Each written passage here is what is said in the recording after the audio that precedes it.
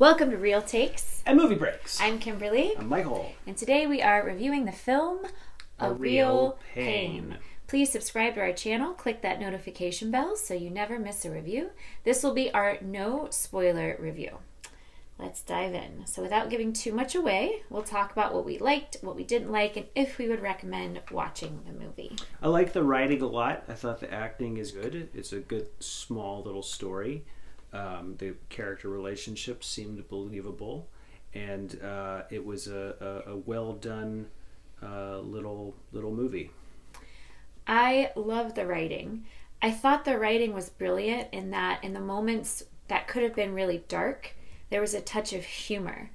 There was a lot of subversion of expectations. I thought certain moments were going to be really tragic, and they kind of were, but also surprisingly funny. So I think Jesse Eisenberg did an amazing job with the writing. It's a very unique style of writing that I haven't seen in a while. It's hard to depict dark comedy because you're walking on a tightrope of, is this too serious? Is this too silly?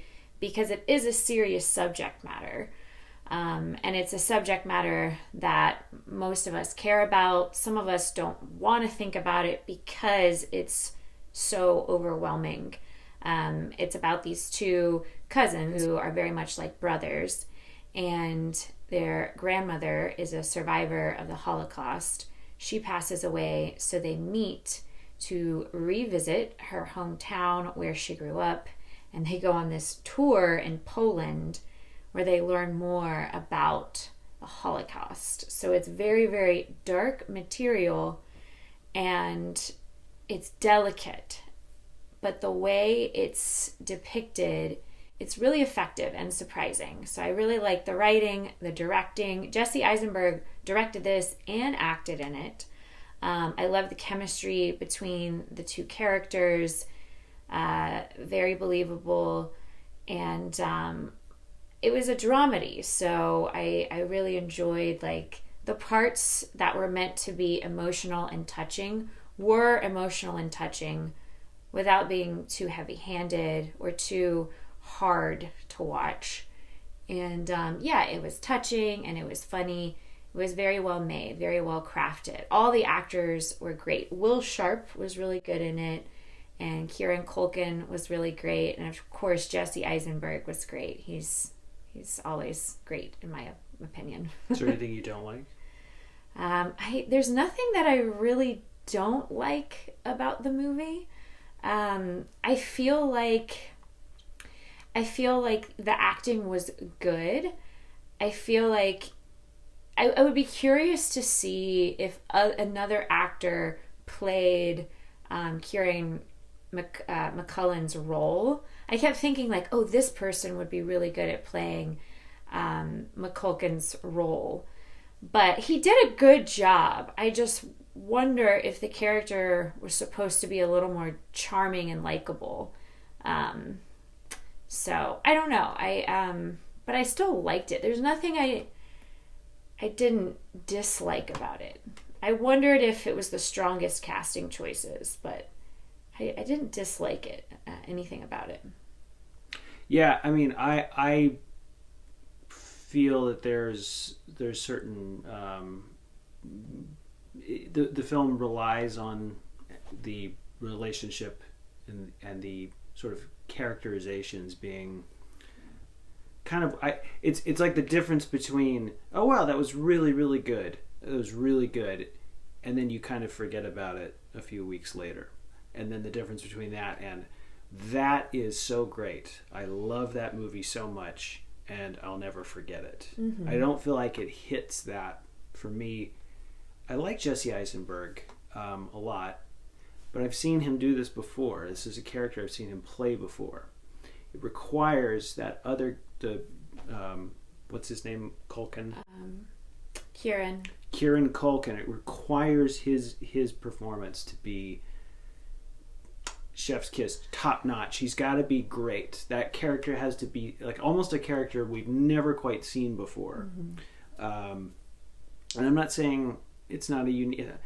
The writing's all there, but it's like it's it's a really hard character to play, and I have some issues with him. Just some issues, some things. It's hard to even put my finger on, but it kind of relies on him. The movie all hinges on him, and that's kind of where it's like I'll need to think about it some more. But I really liked it overall. Yeah, I see what you're saying. I feel like the actors were great, but they didn't give performances that I was just blown away by. I was impressed by their work, but I wasn't amazed by their work. So I think that's kind of what you're getting at. Like with Eisenberg, there's something safe about the way he plays a part. It feels like there's no way he can fail with the way he plays his part. It's always going to be successful. He's always going to appeal to a mass audience. The way he has his shtick. It's better than a shtick. It's like, oh yeah, it's a real guy. I'm watching a real guy, and I buy it. But I don't feel like he's not shocked. He's not surprising me. He's not taking big risks with his performance. Even in some of his really good moments, I'm still like, I wish I could see him do something where I'm just totally blown away. Yeah. And I feel like this was an opportunity for that, but at the same time not. He's required to sort of be the character that he is. It all relies on that other character because of what the issues around that they're trying to drill into us, which is sort of the difference between the greatest generation, the generation that fought World War II, and the generation that was in the Holocaust, and now the generation of the incels, people that sit on their couch all day and are on their phones all day. Mm-hmm. And that's a big juxtaposition of this film. It's what this film is really trying to say. Yeah. And it requires a character. I almost feel like it requires a character that you somehow believe could have also been in the Holocaust and is also now in present day an incel. And I feel like that's how I feel like it would really work. I'm trying to think of an actor that could do it. Well, I was saying a young Robert Downey Jr. That's it. Would have been incredible in that role. Young Robert Downey Jr. would have nailed it. That's it. Yeah. But not to diss Kieran Culkin, because he did a good job. His performance was good. It just wasn't mind-blowing. Yeah. So if I had to say something I disliked, is that it didn't impress me to the point of just like, I'm going to never forget this kind of thing. And the other thing I guess I didn't totally like was the ending was a bit underwhelming. I'll say that without giving too much away. But overall, I would recommend seeing this film. On a scale of 1 to 5, I give it 3.5 out of 5. I give it a 3.5 out of 5 as well. Yeah. So if you want to hear us go into more depth about what we liked and didn't like and how we as filmmakers might improve the film, check out the link in the description below for our spoiler review. In the meantime, if you go see it, let us know what you think. And if there are any films you would love us to review, comment below and stay real. Have a good day.